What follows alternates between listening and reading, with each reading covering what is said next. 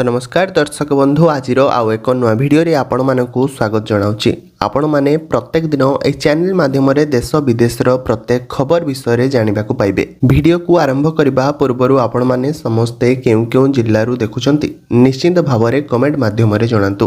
ता पूर्वरु चैनल को जदि आपण माने प्रथम थर पई आसीचंती चैनल को लाइक शेयर सब्सक्राइब करबा पई जमाई भूलिबेनी। तो चलंतु नजर पकाइबा आजिर प्रथम खबर उपरे। तो आजिर प्रथम खबर हेउची कि +3 नाम लेखा पाई फॉर्म दाखलर अवधि बढ़ाइला उच्च शिक्षा विभाग।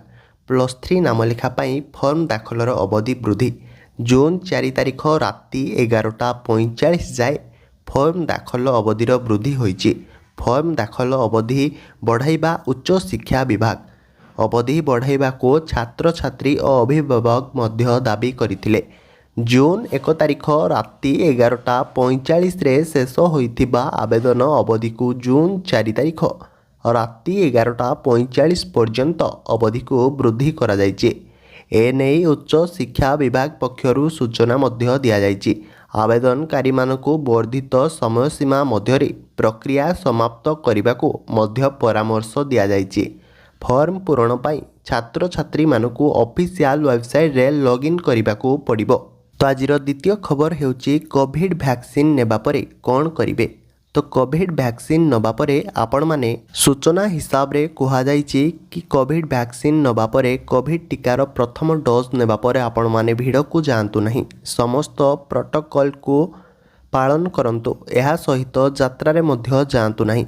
वर्तमान एही महामारी द्रुत गति रे बढ़िबारे लागिछि। तेणु वर्तमान समय रे यात्रा करिबा आदौ उचित नुहे। कोविड टीका नेबा परे सिगारेट और मद ठारू दूरे रुहंतु। अति कम रे 2 रु 3 दिन पर्यंत सिगारेट और मदर सेवन मध्य करंतु नहीं। एहा आपणक पई हानिकारक साब्यस्त मध्य हेबो। तो आपण कोविड टीका नेबा परे तुरंत काम को मध्य जानतु नहीं। अति कम रे 2 रु 3 दिन पर्यंत घरे विश्राम नियंतु। किछि व्यक्ति कोविड टीका नेबा परे तुरंत नचेत 24 घंटा परे पार्श्व प्रतिक्रिया देखिबाकू मिलुची। एथिरे व्यस्त हेबार कोनोसी मध्य आवश्यकता नाही। आपण कोविड रो टीका नेबा परे डाक्तरंक सहित परामर्श मध्य नियंतु।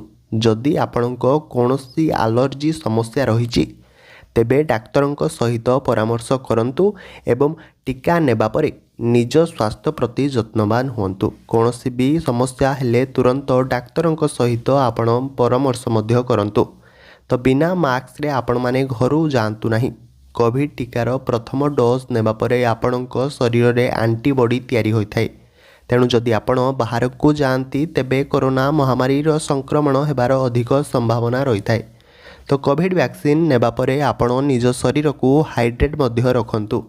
निज डाइट रे अधिक फल सबुज पनीपरिबा और नट्स रखंतु एवं एहार सेवन करंतु। एहा द्वारा आपणक शरीर भितरु मजबूत मध्य रहिथाय। एहा सहित कोविड टीका नेबा परे एक्सरसाइज करंतु नहीं। एही समय रे कांध पीड़ा हेबा एक साधारण कथा। जदि आपण एही समय रे एक्सरसाइज करिवे तेबे आपण कांध पीड़ा अधिक बढ़ी जिवो। तेणु एही समय रे एक्सरसाइज मध्य करंतु नहीं। परवर्ती खबर मौसमी उभान एणिकी बढ़िबो ताती। एणिकी राज्य रे पुणी बढ़िबो ताती। प्राक मौसमी वर्षारे किछि समय पाई जनजीवन आश्वस्ति लभिथिबा बेले पुणी कुआडे फेरार होई जाइछि दक्षिण पश्चिम मौसमी वायु। केउठी ता चिन्ह बन्न देखा जाउनी। रविवार ठारू बढ़िछि गरम सह गुळुगुळी। जून प्रथम सप्ताहरु प्रबल गरम सह तापमात्रा 2 रु 4 डिग्री सेल्सियस वृद्धि पाइपारे बोली पूर्वानुमान करिछि आंचलिक पाणीपाग केन्द्र। पाणीपाग पूर्वानुमान अनुसार आसंता 10 दिन पर्यंत राज्य रे विशेष वर्षा संभावना मध्य नहीं। हालुका वर्षा मध्य होई पारे। आसंता 4 तारिखरु उपकूल अंचल रे गरम सहित गुळुगुळी आहुरी मध्य बढ़िबो। जनजीवन को छटपट भी मध्य करि पारे।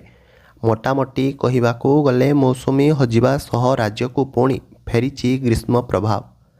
उत्तर पूर्व आसाम और आखपाख अंचल रे रहितिबा लघुचाप क्षेत्र एबे अस्पष्ट हेबारे लागिछि। तथापि संपृक्त घूर्णिबलय सही अंचल उपरे रहिछि।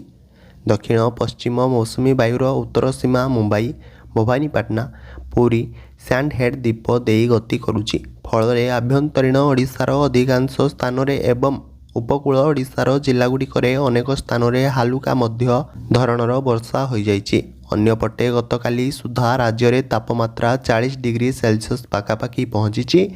ରାଜ୍ୟରେ 19ଟି ସହରରେ ତାପମାତ୍ରା 37 ଡିଗ୍ରୀରୁ 40 ଡିଗ୍ରୀ ଭିତରେ ରହିଥିଲା। ରବିବାର ପାରଳାଖେମୁଣ୍ଡି ତାପମାତ୍ରା 39.4 ଡିଗ୍ରୀ ଥିବାବେଳେ ଖୋର୍ଦ୍ଧାରେ 38.5 ଡିଗ୍ରୀ, ଭୁବନେଶ୍ୱରରେ 38, ନୟାଗଡ଼ରେ 38 ଡିଗ୍ରୀ ତାତି ସାଙ୍ଗକୁ ଭୀଷଣ ଗୁଳୁଗୁଳିରେ ନୟାନ୍ତ ହୋଇଥିଲା। ଉପକୂଳରେ ପ୍ରାୟତଃ ପାରଦ 37 ଡିଗ୍ରୀ ପାର କରିଥିବା ବେଳେ ଆର୍ଦ୍ରତା ଦିନ ତମାମ 50ରୁ 70% ମଧ୍ୟରେ ଥିଲା। ଆଭ୍ୟନ୍ତରୀଣ ଓ ପଶ୍ଚିମରେ ମଧ୍ୟ ତାପମାତ୍ରା 37 ଡିଗ୍ରୀ ଉପରେ ଥିଲା।